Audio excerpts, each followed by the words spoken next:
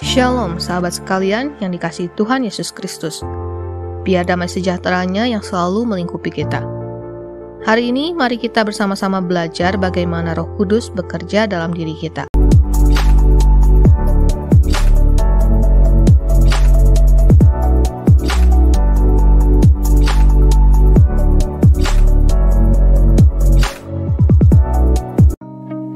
Roh Kudus. Selamat malam, selamat pagi, selamat sore, dan selamat petang Roh Kudus.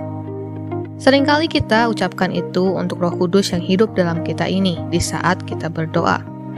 Roh kebenaran ini yang mengajari kita berdoa, mengajari kita banyak hal, yang menuntun kaki kita melangkah. Sampai detik ini, Roh Kudus yang berdoa untuk kita kepada Bapa Surgawi, dan menyampaikan segala sesuatu untuk kepentingan kita.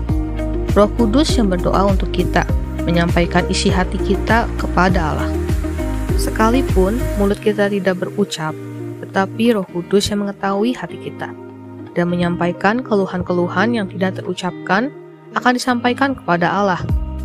Jika kita berdoa, kita sampaikan isi hati kita kepada Tuhan, dan Roh Kudus yang akan membimbing kita dan menuntun kita bagaimana kita harus berdoa. Sejak Kristus hidup di dalam kita, hidup kita sudah harus berubah hari demi hari. Kita bukan lagi manusia duniawi walaupun kita hidup di dunia. Status kewarganegaraan kita adalah warga negara surga. Karena kita bukan lagi memikirkan hal-hal dunia yang sia-sia. Kita tidak sama dengan manusia duniawi yang hidup secara dunia, yang hanya memikirkan hal-hal yang dari dunia saja. Hal-hal yang memuaskan dirinya dengan segala keserakahan dunia.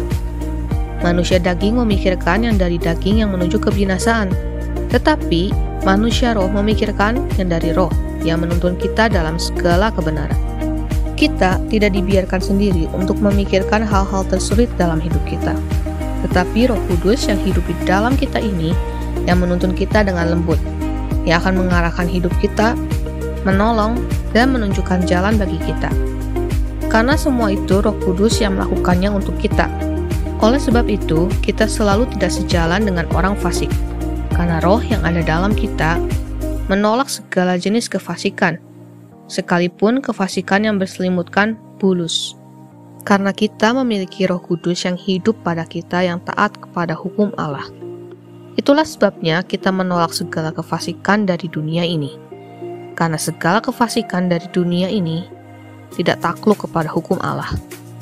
Jadi jangan heran jika kita tidak suka kepada jenis tabiat jahat, tabiat cabul, dan tabiat buruk lainnya yang dunia miliki. Karena Roh Kudus yang hidup dalam diri kita ini yang menolak tabiat-tabiat tersebut.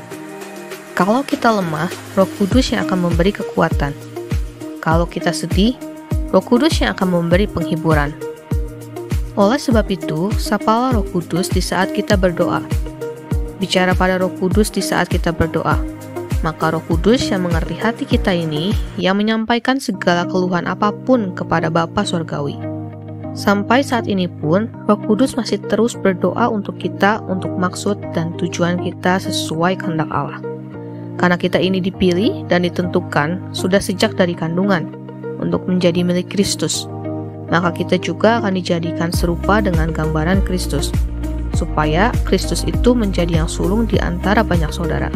Kita masih hidup di dunia, tetapi jangan sampai kontaminasi dunia ini membuat seseorang masuk terlalu jauh dengan dunia. Karena berbagai persoalan kehidupan, dunia ini hanya menawarkan, mengiming-imingi, dan menjerat dengan segala tipu muslihatnya untuk menyeret seseorang hidup di dalamnya.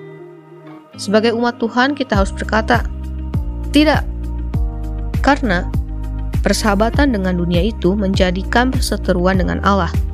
Betapa luar biasanya Kristus yang telah menjadikan kita umat pemenang dengan mengaruniakan Roh Kudus pada kita, supaya kita tidak berjalan sendiri, karena Kristus pergi kepada Bapa untuk kepentingan kita, untuk maksud penyelamatan kita.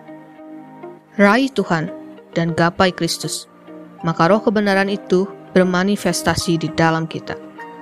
Roma 8 ayat 26. Demikian juga roh membantu kita dalam kelemahan kita, sebab kita tidak tahu bagaimana sebenarnya harus berdoa. Tetapi roh sendiri berdoa untuk kita kepada Allah dengan keluhan-keluhan yang tidak terucapkan. Yesus,